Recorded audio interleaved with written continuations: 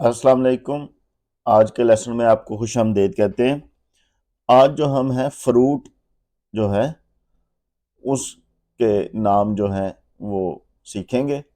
तो फ्रूट को इटाली में कहते हैं फ्रूटा। तो सबसे पहले है जी सेब। सेब को कहते हैं मेला। मेला। केला। बनाना। बनाना। आम। मांगो। मांगो। अंगूर। ऊवा। ऊवा। स्ट्रॉबेरी। फ्रागोला। फ्रागोला। चेरी। चिलिएजे। चिलिएजे। आड़ू। पेस्का।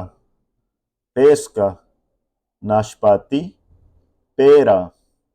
पेरा। आलू बहारा। अल्बिकोका। अल्बिकोका। माल्टा। अरांचा।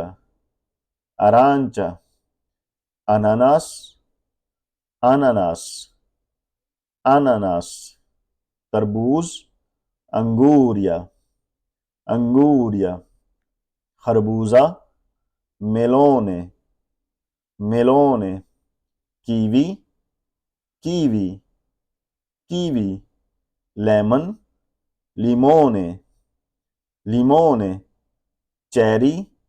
अमरेना। अमरेना। ये थे फ्रूट्स के नाम, तो इनको एक दफ़ा दोहरा लेते हैं। मेला। बनाना। मांगो।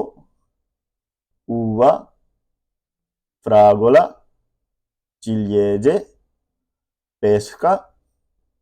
पेरा। अल्बिकोका। अरांचा। अनानास। अंगूरिया। मेलोने।